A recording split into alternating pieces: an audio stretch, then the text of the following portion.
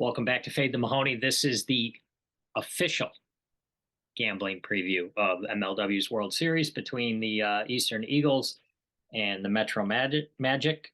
It's going to be Trevor and I here real quickly before we have some special guests. Jimmy Norp, Grant Miller, Dallas Allen. All right, the World Series preview continues.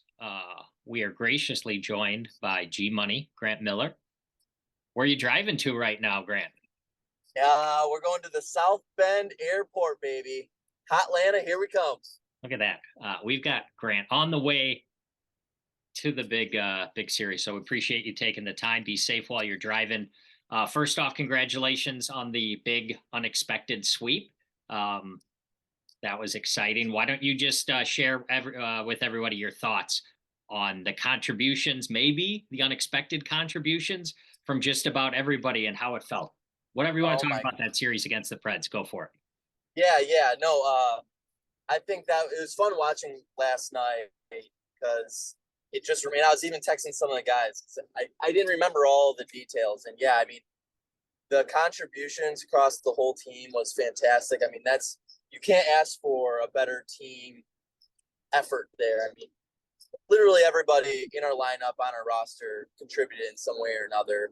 I was really happy for Trevor Bonham, not only from a pitching performance, but also obviously with his clutch bomb. I mean, the guy has been such an X factor this year. And I don't know, I think throughout his MLW career, he's been kind of a silent assassin where, last year obviously he looked worse than it was, but when you really look at the first half of the season last year, he was kind of just as dominant on the mound. And then, once the team started spiraling off, it didn't really show. So I was super happy for Trevor to get his moments there. RJ looked phenomenal. Jack continues to impress at the plate. I mean, the dude just has put a lot of balls in play, so that gets me really excited. And especially against Cratch, because I think in the first series, Cratch, overpowered him a bit. So I was really happy to see him progress there. And then Curdy and AJ, I mean, they're both playing really well. It's kind of a tough week. We had a meeting together earlier this week as a team, and it's kind of getting to a point where it's easy kind of make the lineup. Do you go Curdy? Do you go AJ? Jack's kind of solidified himself, but especially Curdy and AJ, they both kind of have their strengths and weaknesses. So who do we match up against? Dallas or Blade? Do you platoon them? Do you just ride one and let them see the reps and hope one of them gets hot? So I think that's the one big interesting question mark we'll see when it comes to the World Series from our side. But yeah, overall, great contributions from everybody. And against Cratch. So I'm hoping that translates to Dallas, because I think Dallas and Cratch have a lot of similarities in just their arsenal. So we'll see. Grant, you really fill it up. I don't even have to ask any questions about the series. You just went through everything. That was amazing. A couple of things here at Fade the Mahoney over the past couple of years. We've had a little fun at the expense of both Trevor Bonham and Big Man Jack. And gotta take my hat off. Both came up huge in the World Series. It was fantastic. Jack steadily climbing up my power rankings of favorite players in the league. Gives hope to everybody out there who isn't necessarily very talented, but still comes through in the clutch. I'm sorry to cut you off there, but one thing on Jack too is, from like a managerial standpoint, I mean, people can't see the behind the scenes stuff, but the dude, like, strategically thinking, he's actually a very strategic thinker, and he actually does a phenomenal job on just the strategy of it. And I know he never comes on this show, but it would be interesting. Like, he's a fantasy football geek nerd. Like, he goes super deep into the statistics and everything. So it really does translate over to him, like, from a managerial standpoint. So I don't know, just some of the 2 cents to give to the viewers and listeners. And now we're joined by Dallas Allen. Dallas, show everybody that shirt. That shirt's awesome. Yep, Banana Ball, go buy it. MLW merch. There you go. I didn't have to say it. All right, congratulations on the, at least from the betting market point of view, unexpected run to the championship. Congratulations.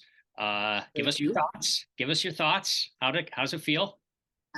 Oh, it was awesome. And in my opinion, the D-backs and Mariners are obviously two of the best teams in the league. So to take them both down in the span of a week or so is very, very fun to do for sure. So nobody expected it. So it was good to do. Nope, we had them as the third pick in the American League and you as the third pick in the National League, at least from the betting market, and you both proved us wrong. Question number one I had on here. How big of an advantage is it that you guys have Jack as your manager? But I guess you've already covered it. Soon to be manager of the year, Jack, right? Yeah, I get why people have flack on it on if he should be manager of the year or not. But I mean, you can't discredit what he's done over the last couple of years, and even the Bonham trade. I mean, now you look back at that, I think people questioned it last year, but like it makes a lot of sense. I think Dan does a really good job too on his managerial side. So I don't know if it's necessarily an edge, but I'm definitely happy Jack's our manager for sure. All right. Your biggest disadvantage, obviously, is you don't have Jack as your manager. How do you guys overcome that disadvantage? I always have faith in my manager, Daniel Schultz. I think that he will make the right decisions and he will help us and lead us to a World Series. All right. I asked Trevor, who couldn't make it, to give me some hard hitting questions. And the one he sent to me was, what strategy are you going to use to try to beat Blade? I assume you've never faced any of these guys, right? Personally? Nope. I haven't faced Blade. I haven't faced Dallin yet. The team really, I know they played the Eagles last year. They didn't face Blade. So I don't know if we necessarily have a good game plan because he's kind of a wild card. The one thing that we've been watching a lot of video, and I mean, Blade is always having runners on. That's kind of a consistent theme. He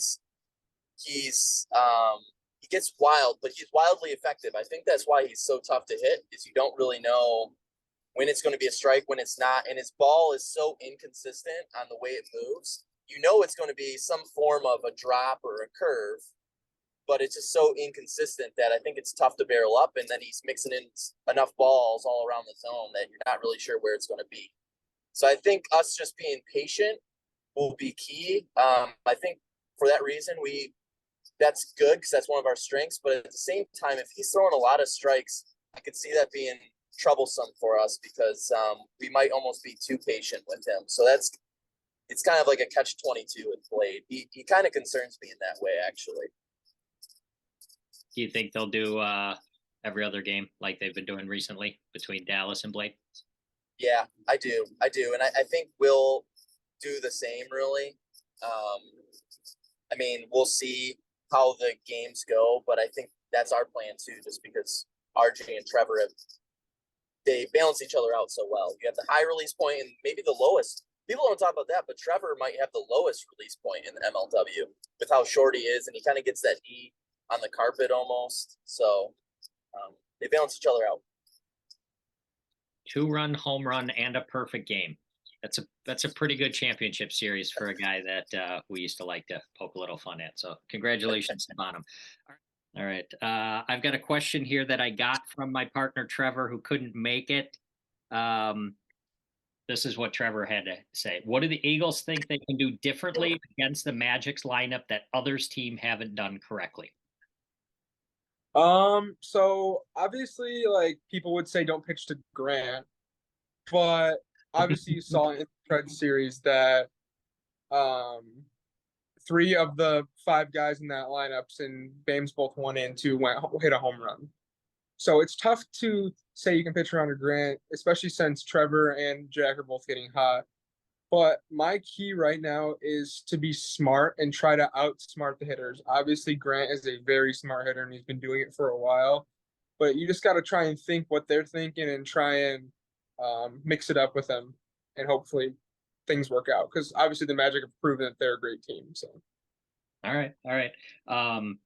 Is the plan for you and your roommate there? You guys gonna pitch every other game? Is that the plan, you think? That should be the plan.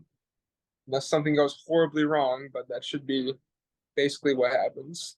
All right. For everybody who's not in that room, just off camera is Blade Walker. So that's what I mean by other than that. Yeah. All right. So it is in real time. It is Saturday afternoon. You're driving to the airport. You guys play first thing Sunday morning. That's correct, right?